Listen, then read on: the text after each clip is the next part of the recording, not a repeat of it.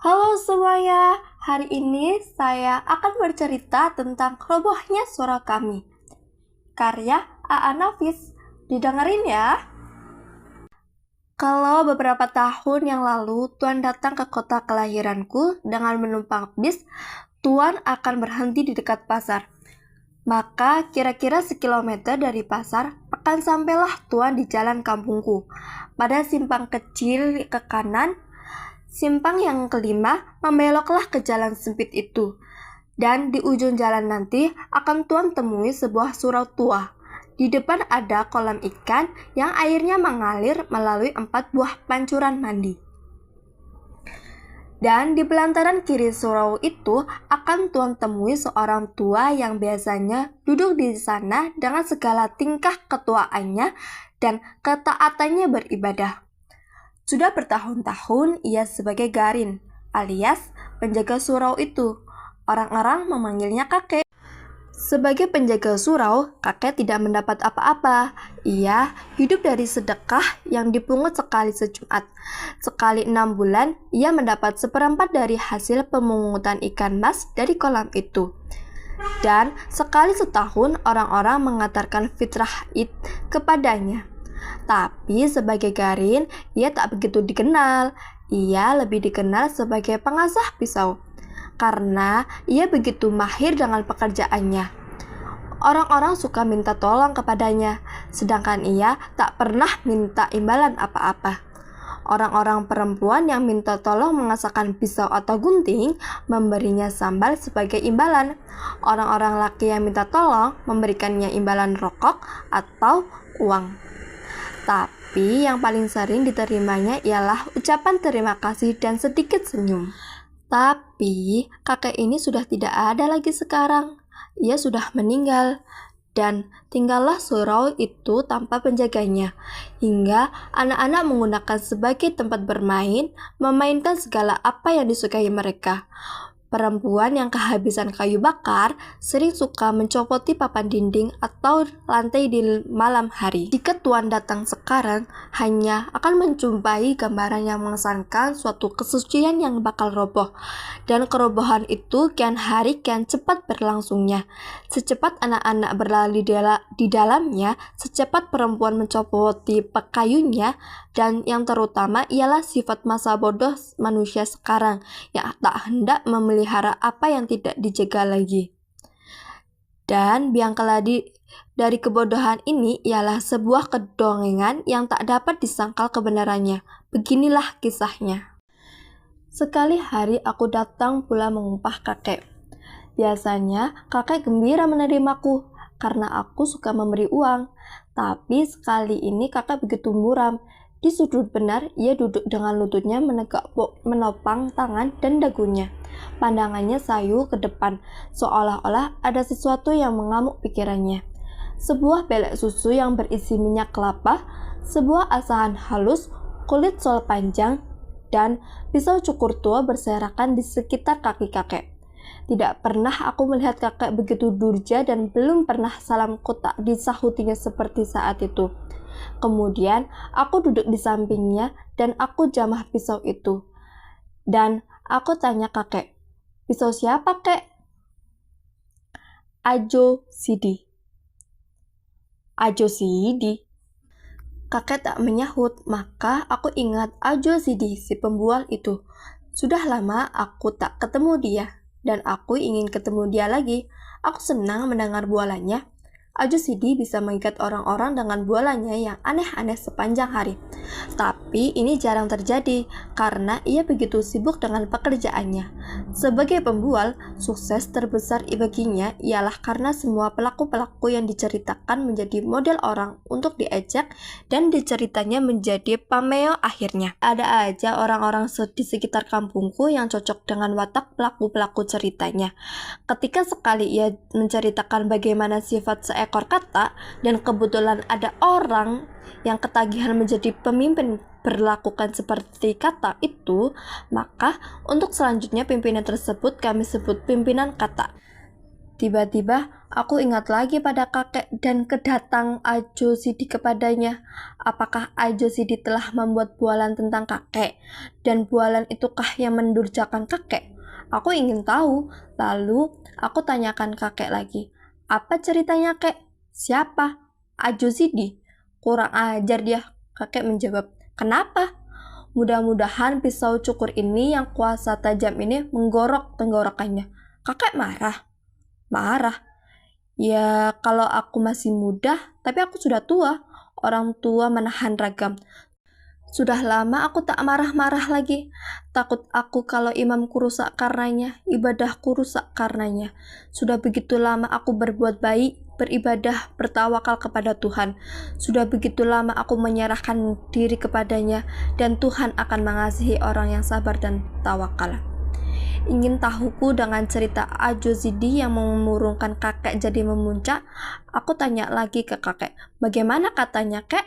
Tapi kakek diam saja. Berat hatinya bercerita barangkali, karena aku telah berulang-ulang bertanya. Lalu ia bertanya kepadaku, kau kenal padaku bukan? Sedari kau kecil aku sudah di sini. Sedari mudaku bukan? Kau tahu apa yang aku lakukan semua bukan? Terkutuklah perbuatanku, dikutukkah Tuhanku semua pekerjaanku. Tapi aku tak perlu menjawab lagi, sebab aku tahu kalau kakek sudah membuka mulutnya, dia tak akan diam lagi. Aku biarkan kakek dengan pertanyaan sendiri. Sedari muda aku di sini bukan? Tak kuingat punya istri, punya anak, punya keluarga seperti orang lain. Tahu, tak kupikirkan hidup sendiri. Aku tak ingin cari kaya, bikin rumah. Segala kehidupanku lahir batin kuserahkan kepada Allah Subhanahu wa Ta'ala. Tak pernah aku menyusahkan orang lain. Lalat seekor enggan aku membunuhnya. Tapi kini aku dikatakan manusia terkutuk. Umpan mereka, marahkah Tuhan kalau itu yang kulakukan sang kamu? Akan dikutukinya aku kalau selama hidupku aku mengabdi kepadanya. Tak kupikirkan hari esok, karena aku yakin Tuhan itu ada dan pengasih dan penyayang kepada umatnya yang tawakal. Aku bangun pagi-pagi, aku bersuci, aku pukul beduk membangunkan manusia dari tidurnya supaya bersujud kepadanya. Aku sembahyang setiap waktu, aku puji-puji dia, aku baca kitabnya. Alhamdulillah kataku bila aku menerimanya karunia-Nya. Astagfirullah kataku bila aku terkejut. Masya Allah kataku bila aku kagum. Apa salahnya pekerjaan itu? Tapi kini aku dikatakan manusia terkutuk. Ketika kakek terdiam agak lama, aku menyalakan tanyaku. Ya, katakan kakek begitu, kek. Ia tak mengatakan aku terkutuk, tapi begitulah kira-kiranya.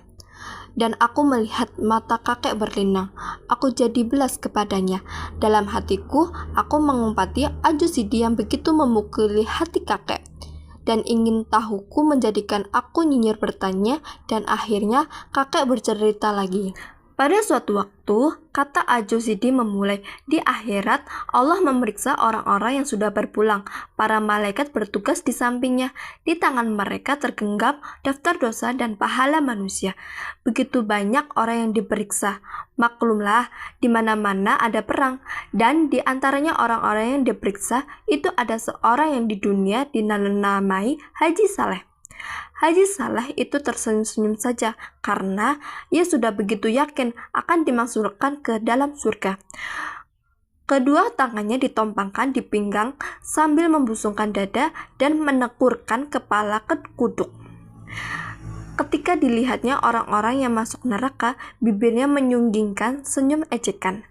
Dan ketika ia melihat orang yang masuk ke surga, ia melambaikan tangannya seolah hendak mengatakan selamat ketemu nanti. Bagai tak habis-habis orang yang berantri begitu panjangnya, susut di muka bertambah yang di belakang. Dan Tuhan memeriksanya dengan segala sifatnya. Akhirnya sampailah giliran Haji Saleh. Sambil tersenyum, banggalah ia menyembah Tuhan. Lalu Tuhan mengajukan pertanyaan pertama, engkau? Aku Saleh, tapi aku sudah ke Mekah. Hajiku Saleh namaku. Aku tidak ingin tanya nama. nama bagiku tak perlu, nama hanya buat engkau di dunia. Ya Tuhanku, apa kerjaanmu di dunia? Aku menyembah engkau selalu, Tuhanku.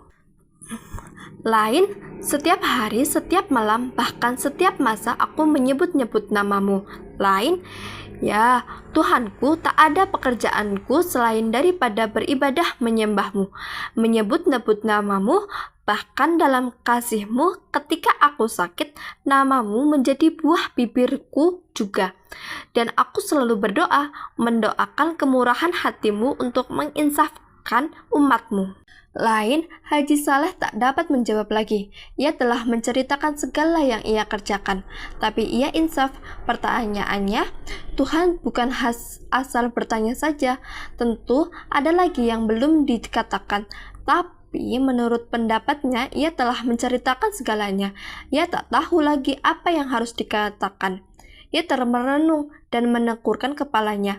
Api neraka tiba-tiba menghawakan kehangatannya ke tubuh Haji Saleh, dan ia menangis.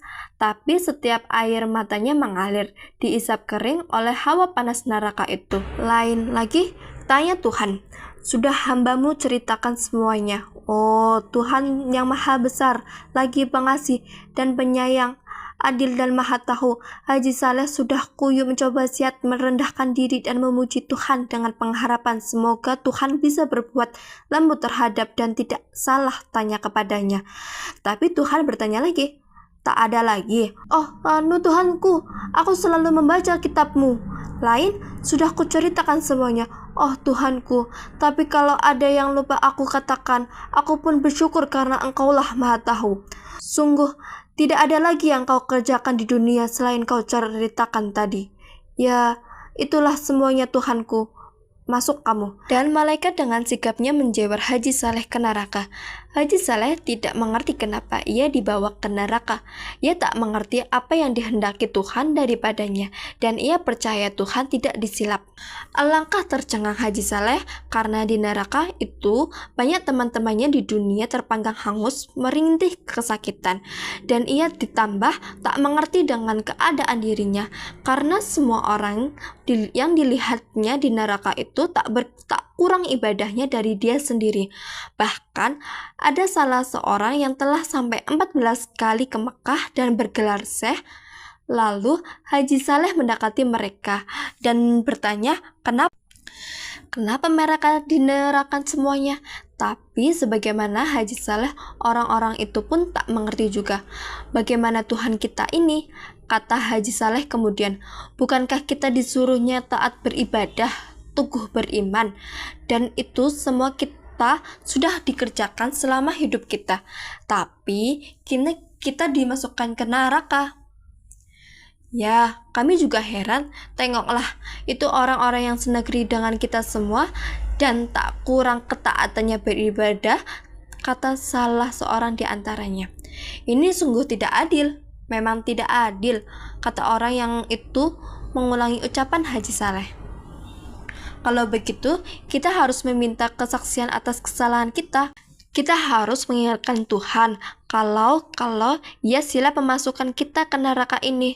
Benar, sorakan yang lain membenarkan Haji Saleh. Kalau Tuhan mau mengakui kesilapannya, bagaimana? Suatu suara melengking di dalam kelompok orang banyak itu. Kita proses, kita resolusikan, kata Haji Saleh. Apa kita revolusikan juga? Tanya suara yang lain yang rupanya di dunia menjadi pemimpin gerakan revolusioner. Itu tergantung kepada keadaan, kata Haji Saleh. Yang penting sekarang mari kita berdemonstrasi kepada Tuhan. Cocok sekali, di dunia dulu dengan demonstrasi saja banyak kita peroleh. Sebuah suara menyela. Setuju. Mereka bersuara beramai-ramai. Lalu mereka berangkatlah bersama-sama menghadap Haji Saleh yang menjadi pemimpin dan juru bicara tampil ke depan. Dan dengan suara yang menggelegar dan berirama rendah, ia memulai pidatonya. Oh Tuhan kami yang maha besar, Kami yang menghadapmu ini adalah umatmu yang paling taat beribadah, yang paling taat menyembahmu. Kamilah orang-orang yang selalu menyebut namamu, memuji-muji kebesaranmu, memperwagandakan keadilanmu, dan lain-lainnya. Kitab-kitabmu kami hafal di luar kepala kami, tak sesat sedikit pun kami membacanya. Akan tetapi Tuhanku yang Maha Kuasa, setelah Engkau panggil kemari, Engkau memasukkan kami ke neraka. Maka sebelum terjadi hal-hal yang tak diinginkan, maka di sini atas nama-nama orang yang cinta padamu, kami menuntut agar hukuman yang Kau jatuhkan kepada kami ke surga, sebagaimana Engkau janjikan dalam kitab-kitabmu. Kalian di dunia tinggal di mana? Tanya Tuhan. Kami ini adalah umatmu yang tinggal di Indonesia, Tuhanku. Oh, di negeri yang tanahnya subur itu. Ya, benarlah itu Tuhan. Tanahnya yang maha kaya raya, penuh oleh logam, minyak, dan berbagai bahan tambang lainnya, bukan?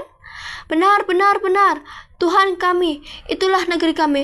Mereka mulai menjawab serentak, karena fajar kegembiraan telah membayang di wajahnya kembali. Dan yakinlah mereka sekarang bahwa Tuhan telah silap menjatuhkan hukuman kepada mereka itu. Di mana negeri tanah begitu subur sehingga tanaman tumbuh tanpa ditanam. Benar, itulah negeri kami, di negeri di mana penduduknya sendiri melarat.